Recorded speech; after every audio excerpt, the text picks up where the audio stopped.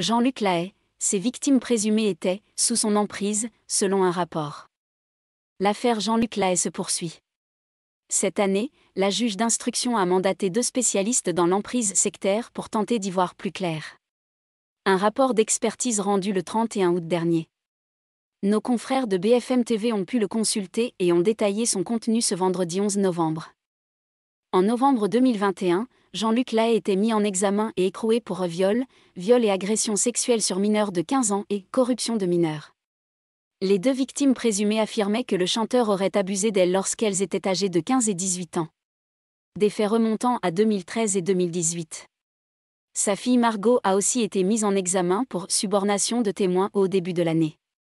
L'interprète de Débarquez-moi a retrouvé la liberté en mai dernier. Il reste pour l'heure sous contrôle judiciaire, dans l'attente de son procès. Encore aujourd'hui, Jean-Luc Lahaye a l'interdiction de se produire sur scène.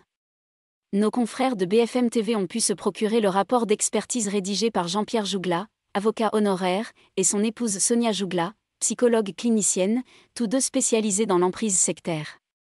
Ce document de 34 pages a été remis à la juge d'instruction le 31 août dernier. À l'intérieur, il dresse les techniques de suggestion que Jean-Luc Lahaye aurait utilisées auprès des jeunes femmes. D'après le rapport, Jean-Luc Lahaye aurait agi méthodiquement. Tout aurait débuté par une mise en confiance, phase durant laquelle Jean-Luc Lahaye aurait joué un rôle de séducteur. Les 2 experts pointent du doigt un procédé bien particulier, faire monter les adolescentes sur scène pendant ses concerts, les érigeant ainsi en favorites. Jean-Luc Lahaye avait d'ailleurs déjà fait des déclarations choquantes sur des mineurs lors d'un concert. Jean-Pierre et Sonia Jougla identifient ensuite d'autres phases, le harcèlement, l'isolement et les menaces. Une analyse qui s'appuie sur les déclarations des plaignantes.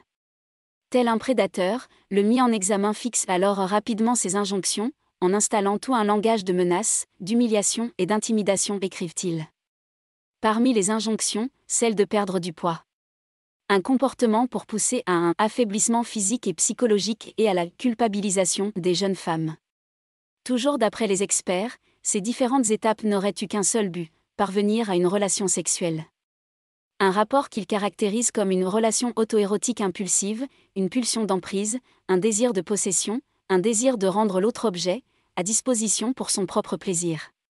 Cette interprétation s'appuie une nouvelle fois sur les déclarations des 2 victimes présumées. Une escalade d'injonctions concernant le sexe. Je cédais pour que ça finisse plus vite, pour éviter le conflit et les menaces de me quitter, a expliqué l'une de ses présumées victimes. Je pensais qu'il devait voir que je n'étais pas consentante parce que j'étais figée, je ne parlais pas, détaille pour sa part une autre jeune femme. Des propos rapportés par BFM TV.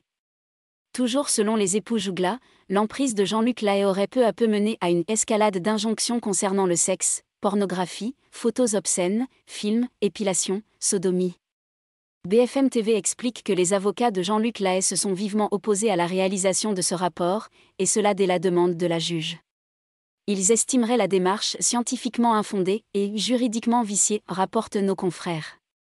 Les avocats du chanteur ne reconnaissent pas Pierre et Sonia Jougla comme des spécialistes en la matière. Surtout, ils estiment que le rapport a été dressé sur la base d'un dossier incomplet. Ils affirment en effet que certaines pièces à décharge n'auraient pas été communiquées aux auteurs.